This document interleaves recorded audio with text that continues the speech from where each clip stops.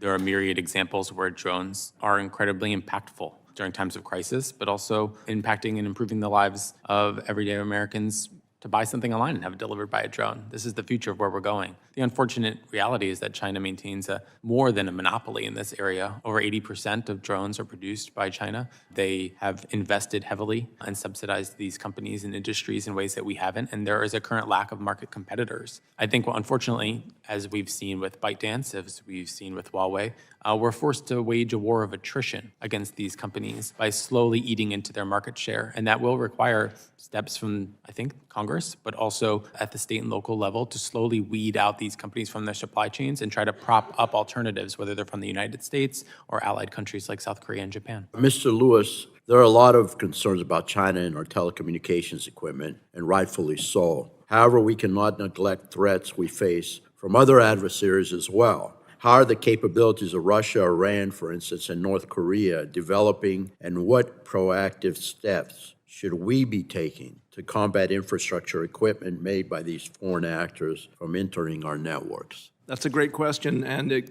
refers back to Ranking Member Matsui's comments, which is if you took apart a 5G box, from whether it was Huawei or Ericsson, you'd find it depends on American equipment, it depends on Chinese equipment. When you look at the software, it's largely American, it's largely Chinese, but the Russians also are strong in software, and the software vulnerability is one we haven't paid as much attention to. Weirdly enough, the North Koreans have subcontracting companies that make software for Western companies. So if you're using a European product, it may have your North Korean software in it, and you won't even know. So manufacturing side, largely China. The software side, Russia and North Korea are also involved.